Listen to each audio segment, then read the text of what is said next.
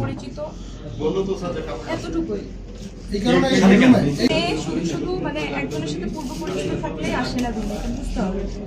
তার মানে আপনাদের রিলেশন একটা আছে, আপনাদের পরকীয়া আছে, এই তো যেহেতু বিবাহিত উনি এই আমাকে পাশাপাশি সামাজিকভাবে পূর্ণ করার জন্য সেই কারণে আমি এই কথা বলি।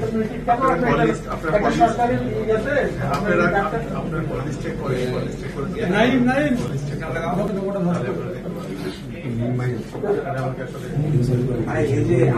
আপনি তো বিবাহিত, আপনি ক্যামেরা টেনে এখানে নিয়ে আসছেন। আপনি একজন বিবাহিত মানুষ, আপনি ক্যামেরা ছোট কোন পরিস্থিতিটা জানতে চাচ্ছেন?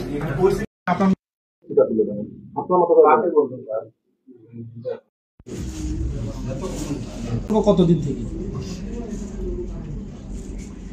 বলেন?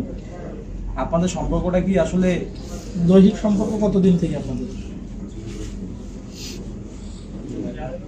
বলেন, সত্যিটা বলেন। আচ্ছা, এখানে ধরেন যে ওনাকে যেভাবে ধরা হচ্ছে, আসলে আপনি কি বলতে চান? ডাক্তার সাহেব যেভাবে বললেন, বা আপনি কিভাবে বলতে চান? আপনাকে কোনোভাবে এখানে ভিক্টিমাইজ করা হচ্ছে কিনা, বা অন্য কোনো সমস্যা আছে কিনা, একটু আপনার মধ্যে করে একটু বলবেন।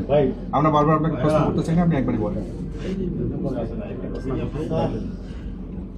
আপনি বলেন, আপনার প্রশ্নের উত্তর খুবই গুরুত্বপূর্ণ।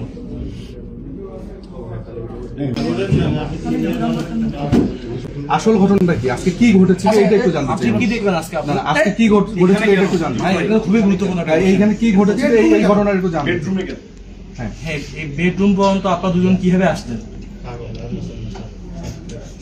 আপনি বলেন, কাজ গুরুত্বপূর্ণ তো বলেন।